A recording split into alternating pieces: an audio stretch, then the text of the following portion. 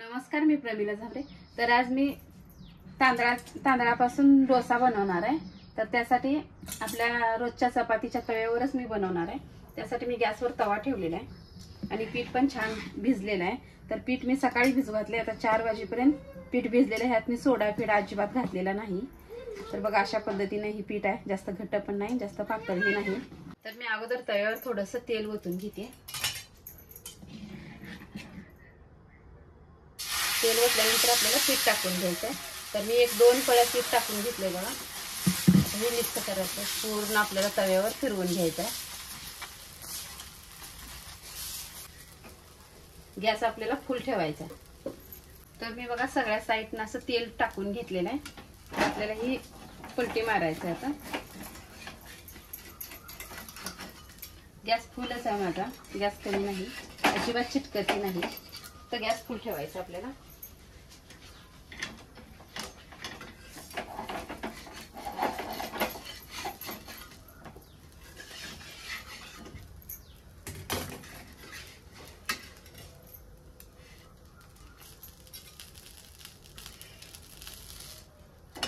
तर बघा, दोन्ही साईडनं दोन्ही बाजूने एकाच बाजूने आपल्याला भाजून घ्यायचं। तर छान असं कडक झालेलं आहे।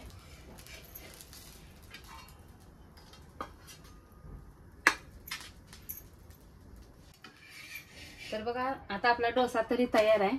ह्याच्यावर खाण्यासाठी मी मोकळी बटाट्याची भाजी करणार आहे। तर मी 5 बटाटे शिजवून घेतले, ते आपल्याला ह्याची साल काढून भाजी करायची आहे। तर मी बटाट्याची साल काढून घेतले आणि चिरून पण घेतलेला आहे। तर बघा, असं मी उभ्या आकारात कट करून घेतले। आपण आता ह्याला फोडणी देऊन घेऊया। त्यासाठी साहित्य घेतले मी 1 मोठा कांदा चिरून घेतलाय, थोडीशी कोथिंबीर आहे, 1 टमाटा आहे, अद्रक लसूण आहे, हिरवी मिरची आणि कढीपाला घेतलेला आहे। आपण आता ह्याला फोडणी देऊन घेऊया। तर फोडणीसाठी मी अगोदर कढई ठेवलेली आहे, त्यात मी तेल ओतून घेतलंय। तेल आपलं तापलेलं आहे, तर मी त्यात अर्धा चमचा जिरे टाकून घेते, अर्धा चमचा मोहरी आहे, हे अद्रक लसूण आहे,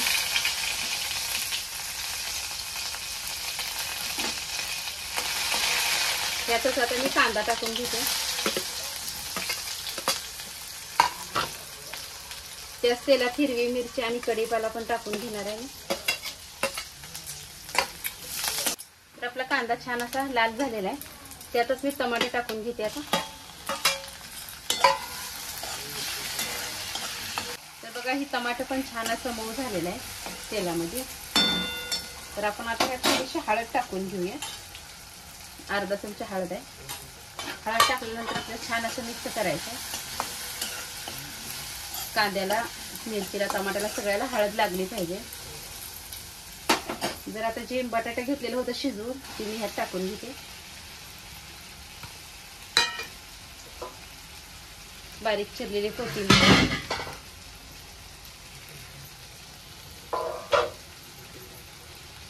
आपल्याला चवीनुसार मीठ वापरायचं आहे। आता पूर्ण भाजी मिक्स करून घ्यायची। तर बघा, आता ही पूर्ण भाजी बटाट्याची मी मिक्स करून घेतली। तर आपल्या बटाट्याची भाजी पण तयार आहे आणि डोसा पण तयार आहे। तर मी आता गॅस बंद केलेला आहे, एका प्लेटमध्ये काढून घेते।